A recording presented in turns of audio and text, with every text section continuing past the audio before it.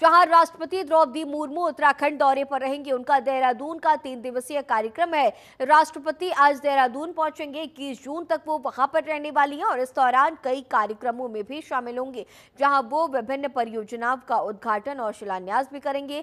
खास बात यह है कि 20 जून को राष्ट्रपति द्रौपदी मुर्मू का जन्मदिन भी है। उनका मुख्य कार्यक्रम देहरादून के राष्ट्रपति भवन आशियाना में है। राजपुर रोड स्थित राष्ट्रपति आशियाना आम जनता के लिए खुल जाएगा। राष्ट्रपति द्रौपदी मुर्मू इसका उद्घाटन करेंगे और इसके अलावा वो योग दिवस के कार्यक्रम में भी शामिल हो सकती है। राष्ट्रपति के दौरे को लेकर देहरादून में ट्रैफिक प्लान भी जारी किया गया है कि जून तक देहरादून के मुख्य मार्गों पर रोड टावर्ट रहेगा। इसके साथ ही सुरक्षा के भी कड़े इंतजाम किए गए हैं।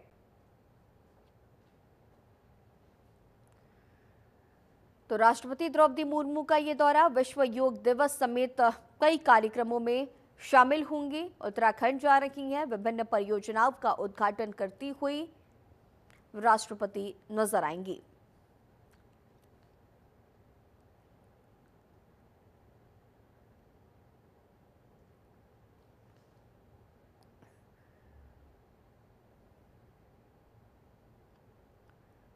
चलिए अब आगे बढ़ेंगे, जहां प्रदेश में खतरे वाले स्थानों को नो सेल्फी जोन घोषित किया जाएगा। ऐसे स्थानों पर सेल्फी लेने पर प्रतिबंध होगा। सुरक्षित स्थानों को चिन्हित कर उन्हें सेल्फी जोन के तौर पर विकसित किया जाएगा। ऐसे सेल्फी स्थलों का जिला प्रशासन, स्थानीय नगर निकाय, जिला पंचायत, क्षेत्र पंचायत, ग्राम पंचायत और अन्य संस्थानों के माध्यम से प्रस्ताव भी तैयार किया जाएगा। इनके संचालन और रखरखाव का जिम्मा स्थानीय लोगों और महिला स्वयं सहायता समूहों को दिया जा सकता है। ऐसे सेल्फी स्थलों के पास कार पार्किंग, अल्पाहार, शौचालय और आवश्यक सुविधाएं विकसित की जाएंगी। सचिव ने सुरक्षित सेल्फी के संबंध में प्रशासन, पुलिस के उच्चाधिकारियों, डीएम और पुलिस कप्तानों को विस्तृत दिशा निर्देश को लेकर पत्र भेजा है। पत्र में उन्होंने कहा है कि मौजूदा दौर में सेल्फी लेने और इसे सोशल मीडिया प्लेटफॉर्म पर अपलोड करने का प्रचलन तेजी से बढ़ा है। स्मार्टफोन के उपयोग और सोशल मीडिया पर लोकप्रिय होने के लिए सेल्फी को लेकर हो रही होड़ में लोग अपनी जान तक गंवा रहे हैं। खासकर युवा वर्ग अपनी जान की परवाह किए बगैर खतरनाक स्थलों पर जाकर सेल्फी लेते हुए हादसे का शिकार हो रहे हैं।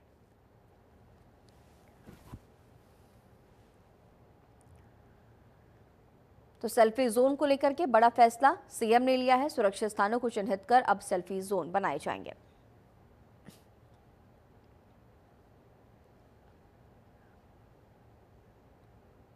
स्वस्थ तन के लिए योग करना बेहद जरूरी है। योग बच्चों से लेकर बुजुर्ग तक के लिए फायदेमंद होता है और इससे शरीर को मजबूती मिलती है, शारीरिक और मानसिक दिक्कतें दूर होती हैं। योग करने से कई तरह की बीमारियों से भी छुटकारा मिलता है। 21 जून को अंतर्राष्ट्रीय योग दिवस मनाया जाएगा। योग दिवस को लेकर उत्तराखंड सरकार की तैयारी पूरी हो चुकी है।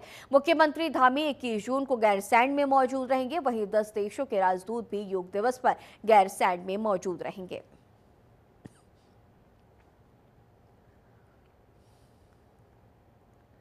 तो योग दिवस को लेकर के तमाम तैयारियां की जा रही हैं। 21 जून को अंतर्राष्ट्रीय योगा दिवस है।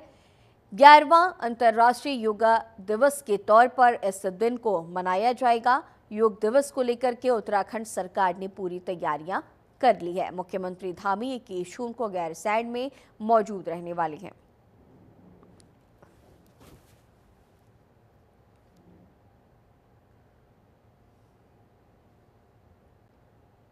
चलिए अब आगे बढ़ेंगे, जहां सीएम पुष्कर सिंह धामी ने 21 जून को अंतर्राष्ट्रीय योग दिवस से पहले योगाभ्यास किया है। सीएम धामी ने कहा कि योग हमारी बहुत प्राचीन विधा है। प्रधानमंत्री मोदी के नेतृत्व में आज योग पूरे विश्व का योग बन गया है और हर साल 21 जून को अंतर्राष्ट्रीय योग दिवस पूरे धूमधाम से मनाया जाता है। आज हमने योग दिवस के पहले यहाँ सभी के लिए एक कार्यक्रम भी आयोजित किया। स्वस्थ जीवन शैली के लिए योग बहुत बड़ा आधार है। मैं सभी से कहूँगा कि योग को अपनाकर अपने स्वस्थ जीवन को और मजबूत बनाएं।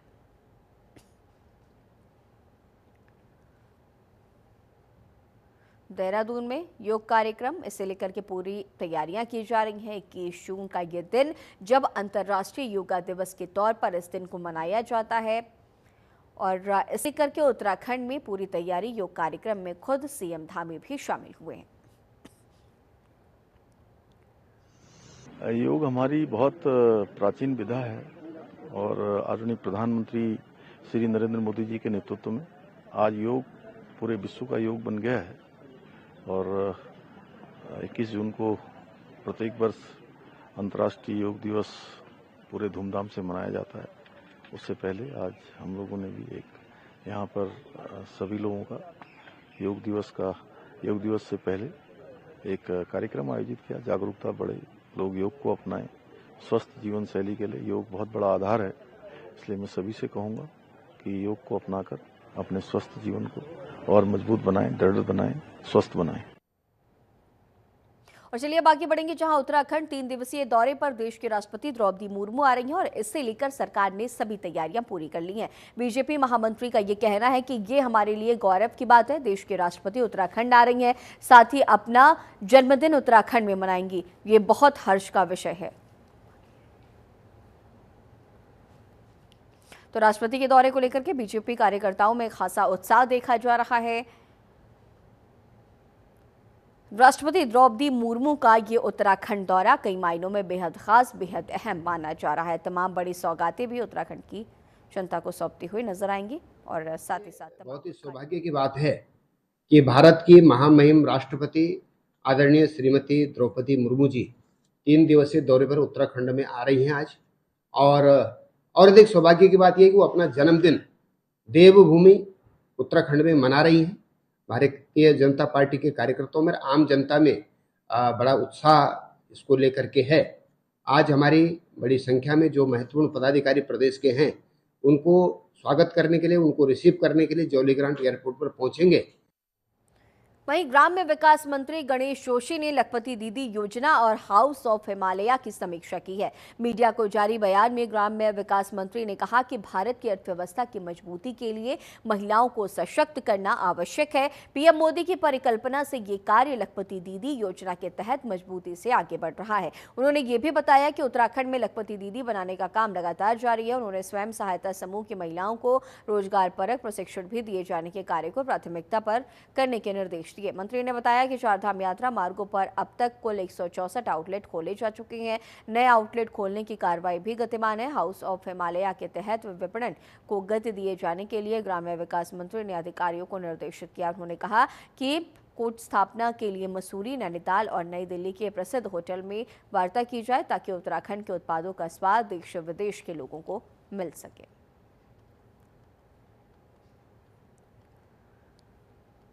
तो ये लखपति जी देखिए, आज मुझे कहते हुए गर्व होता है कि लखपति दीदी के मामले में जो माननीय मुख्यमंत्री जी ने 1.5 लाख का लक्ष्य रखा था, 25 नवंबर तक हम अभी तक 1,63,000 बना चुके हैं और नवंबर तक हम 2 लाख से आगे जाने वाले हैं। इसका मतलब आज 4 लाख से अधिक हमारी समूह की बहनें समूह के माध्यम से अपनी आजीविका को मजबूत करने का काम कर रही हैं, लखपति दीदी बन रही हैं। वहीं 2018 में प्रधानमंत्री ने मन की बात कार्यक्रम में मुनार में बनने वाले मड़वे के बिस्किट का जिक्र कर इसे राष्ट्रीय स्तर पर चर्चित कर दिया था। अफसोस की बात यह है कि इसके 1 साल बाद ही यह प्रतिष्ठान बंद हो गया। आपको बता दें कि मड़वे के बिस्किट से 900 लोगों को रोजगार मिलने और 15 लाख की आमदनी होती थी। वहीं इस पूरे मामले पर कृषि मंत्री गणेश जोशी का कहना है कि आपसी विवाद के चलते इस प्रतिष्ठान को बंद किया गया है, जिसकी जांच जिलाधिकारी को सौंप दी गई और ऐसे में जांच पूरी होने के बाद ही आगे की कार्रवाई की जाएगी।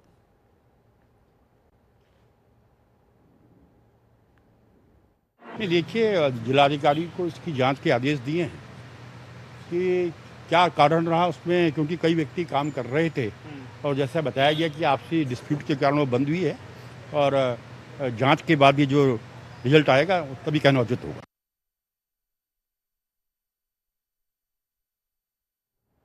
ईरान और इजराइल के बीच छिड़े युद्ध का असर अब हरिद्वार तक पहुंच गया। हरिद्वार के मंगलौर, टांडा बनेड़ा और जैनपुर झंझेड़ी से धार्मिक यात्रा और इस्लामिक स्टडीज के लिए ईरान गए युवक, महिलाएं और बच्चे अब वहीं फंस गए हैं। हवाई हमलों के चलते ईरान ने एयर स्पेस बंद कर दिया और उड़ानें पूरी तरह से बंद हैं। परिजन यहाँ बेसुध हैं और सरकार से अपनों की सकुशल वापसी की गुहार लगा रही हैं। जिला प्रशासन ने पुष्टि की है कि कुछ स्थानीय लोग ईरान में फंसे हैं और उनकी लिस्ट बनाकर राज्य सरकार और गृह मंत्रालय को भेजा जा रहा है। लेकिन बड़ा सवाल ये है कि क्या इस युद्ध की आग में घिरे विदेशों में फंसे भारतीयों को सुरक्षित निकाल पाएगी भारत सरकार? क्रम में हमारे जो डिपार्टमेंट्स हैं वो डेटा भी कलेक्ट कर रहे हैं फील्ड में जाकर, और जैसा मुझे अभी बात हुई फ़ोन पर, तो वो कह रहे हैं हम 1 से 2 घंटे में कंफर्म न्यूज़ हमको बताएँगे कितने बच्चे हैं हमारे जनपद के जो ईरान में हैं, और वो सूचना संकलित करके हम गृह विभाग को भेजेंगे और फिर उसके बाद भारत सरकार प्रेषित किया जाएगा। इसमें कोई डाउट नहीं है। भारत सरकार और राज्य सरकार जो भी हमारे जनपद के राज्य के बच्चे होंगे उनको सुरक्षित लाने में या जो भी आगे कार्रवाई करनी है उसको जल्दी करें। मेरे पास कंफर्म नहीं है इस बारे में न्यूज़ कि वो इन सूचना नहीं है, लेकिन मुझे सब कुछ घंटों में या शाम तक हमें कंफर्म सूचना बच्चों के बारे में कितने हैं या वो छात्र हैं या फिर वहाँ पे नौकरी कर रहे थे उस बारे में पता चल जाएगा।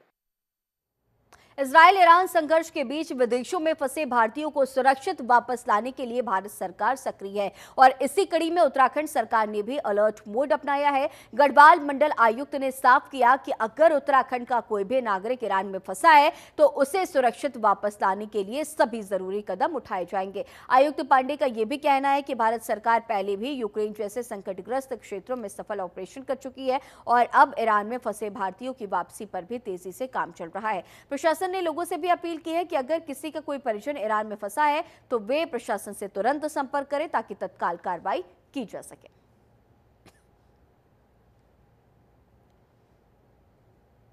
देखिए, आप प्राधिकरण बोर्ड की बैठक आप करने के लिए यहाँ पे है।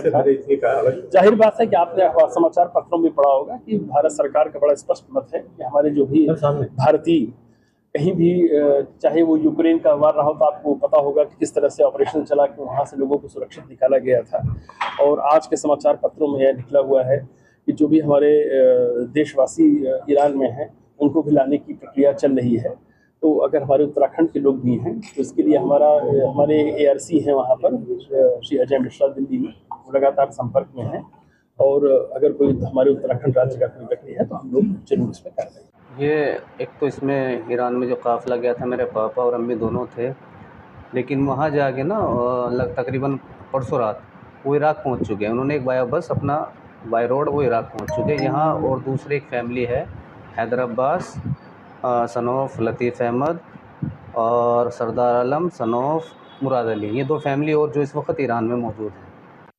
हमारे परिवार से अम्मी पापा गए हुए हैं ईरान से, 23 मई को गए थे और वे 13 जून में आ रहे थे। तो वहीं पर जब ये वो हो गया था ईरान में थे तो वे मशहद से कुंभ में चले गए थे। तो वहाँ पर वो आतंकवादियों ने वे तो सुरक्षित है, लेकिन यहाँ फिर भी डर तो लगता ही है। आपने जब तक आते नहीं, ये कहना चाहते हैं कि आप जल्दी से जल्दी उन्हें अपने वतन बुलाइए और ताकि सब शांति हो जाए। उत्तराखंड में आगामी दिनों में होने वाले त्रिस्तरीय पंचायत चुनाव को लेकर तैयारियां तेज हो गई हैं। पंचायत चुनावों के लिए अंतरिम आरक्षण सूची भी जारी कर दी गई है। जिला पंचायत, क्षेत्र पंचायत और ग्राम पंचायत में आरक्षण की सूची जारी होने के बाद इसको लेकर आपत्तियां भी अब दर्ज की जा रही हैं। कैबिनेट मंत्री सुबोध उनियाल ने कहा कि ये किसी के हाथ में नहीं है। रोस्टर के तहत आरक्षण की सूची जारी होती है और सुप्रीम कोर्ट की गाइडलाइन है कि 50% आरक्षण दिया जाए।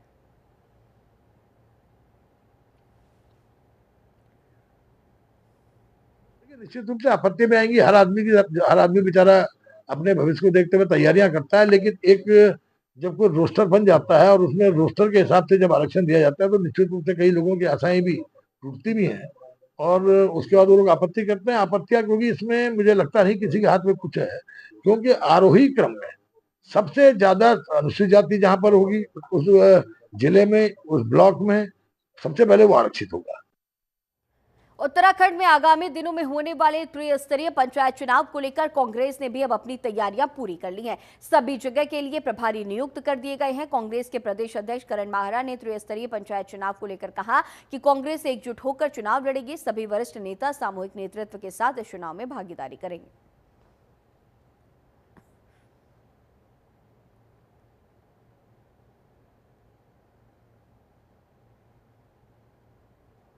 और उस एकजुटता को बनाए रहने की बात कही, सामूहिक नेतृत्व की बात भी कही। हम लोग सभी लोग मिलकर निर्णय करें और पार्टी को मजबूत करें, इस बात को कहा गया है और निश्चित ही ये अच्छा कदम है। चुनावों की तैयारी कांग्रेस कर रही है। हमने अपने प्रभारी नियुक्त जनों से भी रिक्वेस्ट की है। सभी लोग अपने अपने प्रभाव क्षेत्रों में काम कर रहे हैं, लेकिन बीजेपी ने जिस तरीके से आरक्षण लागू किया है, निश्चित ही वो चिंता में डालने वाला है और अशोभनीय भी मैं कहूँगा। कई सीटें लगातार 10 साल से ज्यादा होने के बाद भी अनारक्षित है, और कई जगह जहां आरक्षित थी वो आज भी आरक्षित है। एकजुट हैं। और उत्तराखंड में चारधाम यात्रा चरम पर चल रही है। वहीं चारधाम यात्रा में आने वाले श्रद्धालुओं की लगातार संख्या में बढ़ोतरी देखी जा रही है। मंदिर समिति के अध्यक्ष की माने तो कल तक बद्रीनाथ और केदारनाथ धाम में दर्शन करने वाले लोगों की संख्या लगभग 20 लाख के पार हो चुकी है। उनका ये भी मानना है कि सरकार बेहतर यात्रा प्रबंधन के साथ यात्रियों के बेहतर दर्शन के लिए काम कर रही है। तो 32 लाख तीर्थयात्री अब तक दर्शन कर चुके हैं और उत्तराखंड में तीर्थयात्रियों की संख्या लगातार बढ़ रही है।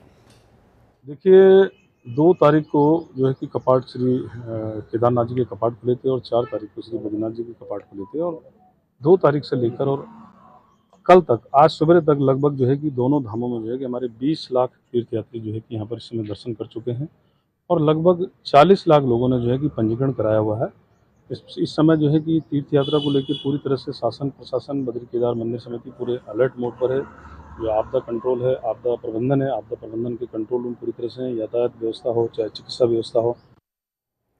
उत्तराखंड में मानसून दस्तक दे चुका है। प्री मानसून के कारण बारिश का दौर भी शुरू हो गया। बारिश के कारण जगह जगह लैंडस्लाइड के कारण मार्ग भी बाधित होता है और इसके लिए पीडब्ल्यूडी विभाग ने तैयारियां भी पूरी कर ली है।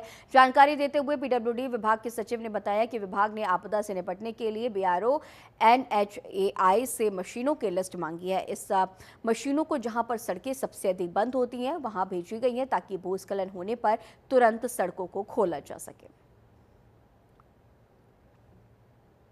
प्रदेश में क्योंकि बारिश प्री मानसून का जो बारिश है वो होना शुरू हो गया है, हमारी टीम भी पूरी एक्टिवेटेड है और जहां पे भी हमें खबर मिलती है कि कोई रोड पे कोई मलबा आ गया या इमीडिएटली मशीन भेज के उसको हम लोग चालू कर रहे हैं और प्रयास यही रहता है कि जन सामान्य हो उसको कम से कम असुविधा हो और रोड कम से कम समय के लिए बंद हो।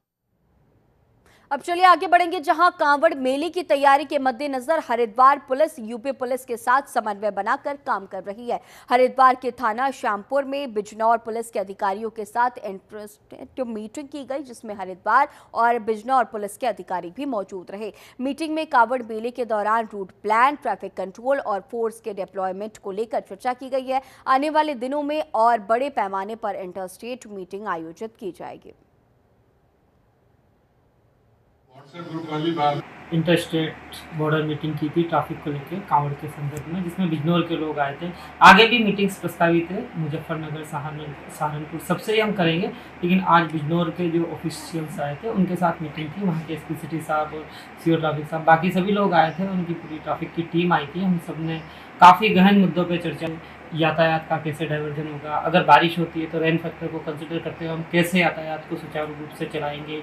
उसके अलावा डीजे से संबंधित भी जो पुराने जो भी नियम थे उनको कैसे हम इम्प्लीमेंट करवाएंगे, नो एंट्री वाले जोन और हेवी वाहन को कैसे हम प्रतिबंधित कर सकते हैं या रेगुलेट कर सकते हैं, हर चीज़ पे हमने मीटिंग की है और बहुत अच्छे तरीके से हम समन्वय बनाएंगे। इसमें हमने इस कम्युनिकेशन से रिलेटेड काफ़ी सारी चीज़ें डिस्कस की है, इसमें हम समन्वय बनाते हुए और कांवड़ को सकुशल और सुचारू रूप से चलाएंगे। इस तरह से यातायात का डाइवर्जन होना है, क्या प्लान रहेगा, किस तारीख को क्या करेंगे, किस सोमवार को कितनी व्यवस्था करनी है, भीड़ के हिसाब से ये सब लोगों ने बनाया है और आपस में सबके नंबर एक्सचेंज किए, समन्वय बनाया गया है और पिछली बार से भी अच्छी कांवड़ की व्यवस्था इस बार की गई।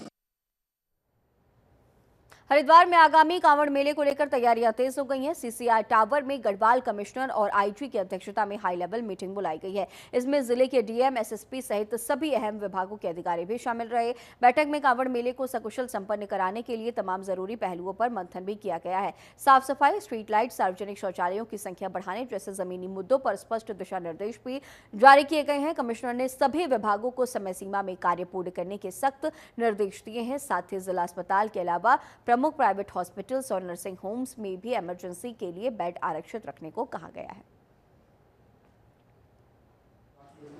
देखिए, कांवड़ मेले को लेकर अभी हम लोगों की एक विस्तृत बैठक हुई है और उसमें आईजी साहब, डीएम साहब, एसएसपी साहब और सभी जिले के वरिष्ठ अधिकारी उपस्थित थे। इनिशियली मैं कह सकता हूं कि प्रिपरेशन इन लोगों ने सब कर रखी है। मुख्य रूप से देखिए, कांवड़ मेले में 3-4 चीज़ें बड़ी महत्वपूर्ण होती हैं कि एक तो आपका जो भीड़ आ रही है उस पर आप किस तरह से एक्सेस कंट्रोल करते हैं। भीड़ आ रही है, प्रॉपर ढंग से आवे, पार्किंग की व्यवस्था आपकी बहुत ही सुदृढ़ होनी चाहिए और पार्किंग स्थलों पर पर्याप्त आपकी व्यवस्था हो, जो मूलभूत ज़रूरतें होती हैं। नंबर ऑफ़ टॉयलेट्स की संख्या काफ़ी अच्छी होनी चाहिए, उनमें साफ़ सफाई भी होनी चाहिए, साथ ही साथ पीने के पानी की व्यवस्था और साथ ही साथ हेल्थ। हरिद्वार में आरटीओ कार्यालय के बाहर अब वो होने जा रहा है जो इससे पहले कभी नहीं हुआ। इस बार आरटीओ विभाग की तरफ से एक सिक्योरिटी अधिकारी को तैनात किया गया है जो कार्यालय में आने जाने वाले सभी लोगों की जांच करेंगे और इस दौरान ये पता लगाया जाएगा कि कौन आरटीओ कार्यालय में अपना काम करवाने आया है और कौन यहां पर दलाली करने आया है। दरअसल पिछले कई सालों से हरिद्वार के आरटीओ विभाग में ये सवाल उठ रहा था कि यहाँ दलालों का बड़ा अड्डा ये बन चुका है। कोई साइकिल पर तो कोई बाइक पर अपनी दलाली का अड्डा चला रहा है और इससे सरकार और जनता के बीच का सीधा संवाद टूट रहा है। इसी के मद्देनजर हरिद्वार के नए उप संभागीय परिवहन अधिकारी ने यह फैसला लिया कि अब आरटीओ कार्यालय में किसी भी दलाल की एंट्री नहीं होगी और अगर कोई दलाल पकड़ा गया तो उसके विरुद्ध सख्त कार्रवाई की जाएगी। विभाग के फैसले से जनता काफी खुश नजर आ रही है।